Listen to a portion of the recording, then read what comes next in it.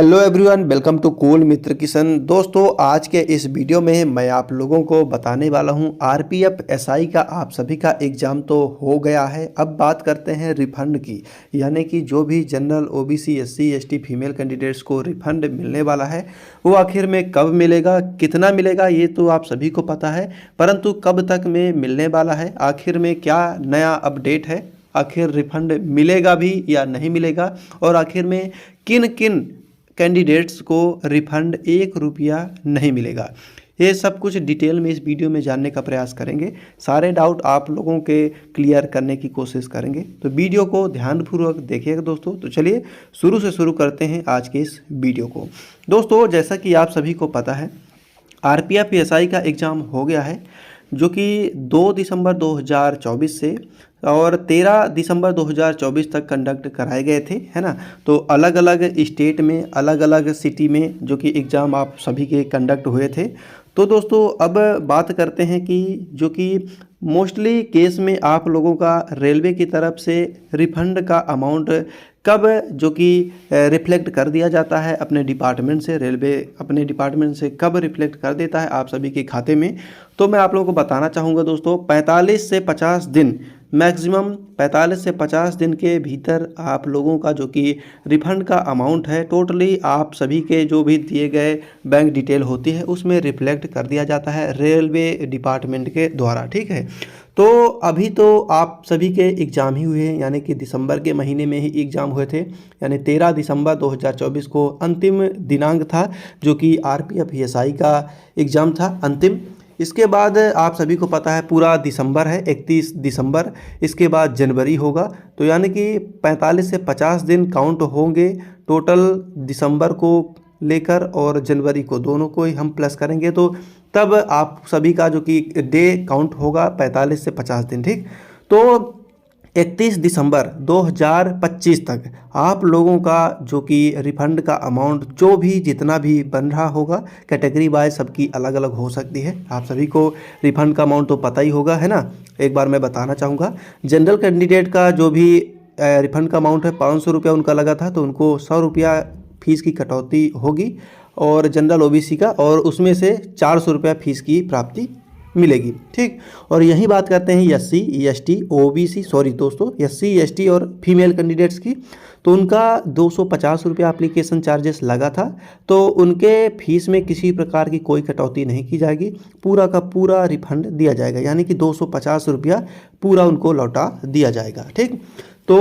ये बात क्लियर हो गई। अब मैं आप लोगों को बताना चाहूँगा 31 दिसंबर 2025 तक आप, सॉरी दोस्तों, 31 जनवरी 2025 तक आप लोगों का जो भी रिफंड का अमाउंट बन रहा होगा आप सभी के बैंक अकाउंट में क्रेडिट कर दिए जाएंगे। और दोस्तों, अब मैं आप लोगों को बताना चाहूँगा, आप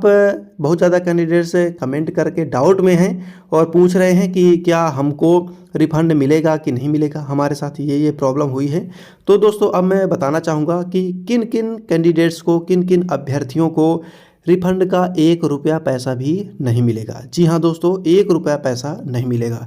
कौन कौन सी कंडीशन है, ये 4 से 5 कंडीशंस हैं। अगर उन कंडीशंस के अंतर्गत यदि आप लोग आते हो तो बिल्कुल आप लोग भूल जाइए, आप लोगों का 1 रुपया रिफंड अमाउंट नहीं दिया जाएगा, ठीक है।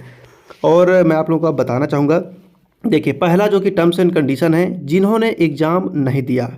फॉर्म तो भरा था लेकिन एग्ज़ाम दिया ही नहीं, तो ये जाहिर सी बात है, वो जो कि ऑफिशियल नोटिफिकेशन में साफ तौर पर क्लियर लिखा था, है ना, ऑफिशियल वेबसाइट में और ऑफिशियल नोटिफिकेशन में जब भी आप लोग पढ़ोगे तो उसमें क्लियर लिखा था, जब आप फर्स्ट स्टेज का एग्ज़ाम दोगे, जब वहाँ उपस्थित हो गए एग्ज़ाम में, तभी आप लोगों का जो कि रिफ़ंड मिलेगा, अदरवाइज़ आप लोगों का रिफ़ंड नहीं मिलेगा। तो ये डाउट आप लोगों का क्लियर हो गया। यदि आप लोग एग्ज़ाम अटेंड नहीं करते हो तो किसी भी हालत में आप लोगों का रिफ़ंड नहीं दिया जाएगा, ठीक। इसके बाद सेकंड जो कि टर्म्स एंड कंडीशन है, इनकरेक्ट बैंक डिटेल। जी हाँ दोस्तों, यदि आप लोगों ने अपनी बैंक डिटेल न डाल के आप लोगों ने अपने भाई का, माँ बाप का या अपने यार दोस्त का या फिर अपनी ही बैंक डिटेल डाली है परंतु इनकरेक्ट, है ना, किसी भी अकाउंट नंबर में या फिर आईएफएससी कोड में कहीं त्रुटि हो गई है तो उस केस में भी आप लोगों का रिफंड का अमाउंट नहीं आएगा, क्योंकि वहाँ डबल चेक करके ही रिफंड का अमाउंट क्रेडिट किया जाता है ना, रिफ्लेक्ट किया जाता है आपके अकाउंट में।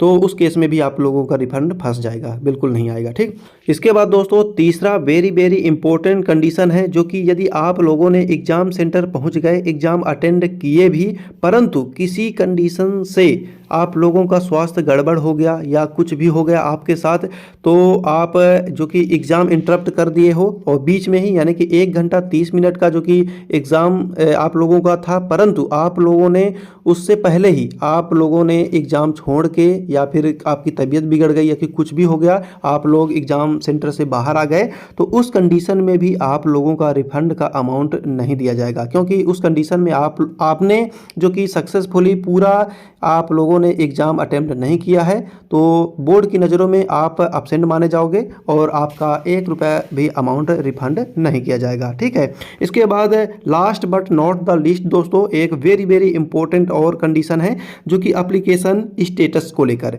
यदि आप लोगों का फॉर्म यानी कि एक्सेप्ट होने से पहले ही एप्लीकेशन स्टेटस आप लोगों के फॉर्म का रिजेक्ट हो गया था, आप लोगों ने यानी कि फॉर्म भरते समय यदि त्रुटियां कर दिया था, फोटो, सिग्नेचर या डॉक्यूमेंट अपलोड करने में किसी प्रकार की ब्लर डॉक्यूमेंट अपलोड कर दिए हैं, तो उस कंडीशन में यदि आप लोगों का फॉर्म का स्टेटस रिजेक्ट कर दिया है आरआरबी बोर्ड ने, तो उस कंडीशन में तो आप लोग तो एग्ज़ाम तक पहुँचे ही नहीं पाए हो, यानी कि एग्ज़ाम तो दिए ही नहीं हो, तो वो तो आप लोगों का पैसा आएगा ही नहीं, क्योंकि उसमें आप लोगों की पूरी गलती है, क्योंकि आपने फॉर्म भरते समय सावधानीपूर्वक ऑफिशियल नोटिफिकेशन में दिए गए गाइडलाइंस का पालन नहीं किया, जिस वजह से आप लोगों का फॉर्म रिजेक्ट हुआ है। तो उसमें पूरी की पूरी गलती कैंडिडेट्स की है, ना कि आरआरबी बोर्ड की। तो